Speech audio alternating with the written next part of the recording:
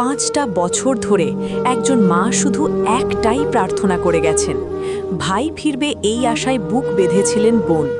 মানুষটা হারিয়ে গিয়েছিল, কোনো চিহ্ন নেই, কোনো খবর নেই। লোকে বলেছিল আশা ছেড়ে দাও, কিন্তু রক্তের টান কি আর যুক্তির ধার ধারে? হারিয়ে যাওয়া ছেলেটি কি বেঁচে আছে? সে কোথায় আছে, কেমন আছে? এই প্রশ্নগুলোই কুঁড়ে কুঁড়ে খাচ্ছিল তার মা আর বোনকে। তারা জানতেন না যে উত্তর তারা 5 বছর ধরে খুঁজছেন সেটা লেখা আছে পাহাড়ের কোল ঘেঁষা এক তীর্থস্থানের ধুলোমাখা সিনিতে। অবশেষে মা আর মেয়ে সিদ্ধান্ত নিলেন তারা পবিত্র বৈষ্ণোদেবীর দর্শনে যাবেন। মনে প্রার্থনা ছিল সন্তানকে ফিরে পাওয়ার।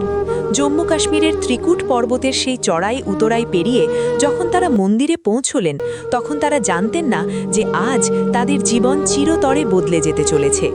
হাজার হাজার পুণ্যার্থীর ভিড়ের মাঝেই মন্দিরের এক কোণে বসে ভিক্ষা করছিল এক যুবক। নোংরা পোশাক, উস্কো খুস্কো চুল। শত শত মানুষ তাকে অবজ্ঞা করে পাশ কাটিয়ে চলে যাচ্ছিল। কিন্তু বোনের চোখ কি আর তার ভাইকে চিনতে ভুল করতে পারে? দীর্ঘ 5 বছর পর ভিক্ষুকদের সারিতে নিজের হারিয়ে যাওয়া সন্তানকে দেখে মুহূর্তের জন্য থমকে গেলেন মা। ক্যামেরায় বন্দী হলো ইতিহাসের অন্যতম শ্রেষ্ঠ এক দৃশ্য।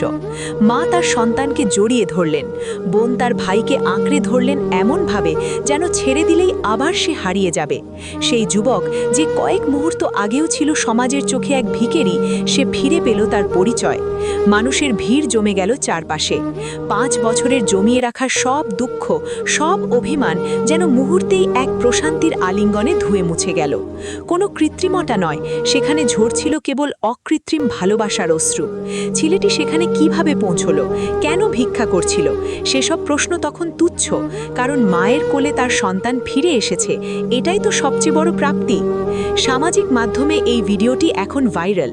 কেউ বলছেন এটি ঐশ্বরিক, কেউ বা বলছেন এটি অটুট বিশ্বাসের জয়। তবে সত্য এটাই যে ভালোবাসা কখনো হার মানে না। মা, সন্তান আর ভাই বোনের এই পুনর্মিলন আমাদের মনে করিয়ে দেয় পৃথিবীতে যতই অন্ধকার থাকুক, দিন শেষে আশার আলো ঠিকই পথ দেখায়। ভিডিওটা শেষ হয়ে যাবে, কিন্তু এই আলিঙ্গনটা থেকে যাবে প্রমাণ হিসেবে যে হারিয়ে যাওয়া মানেই শেষ হয়ে যাওয়া নয়।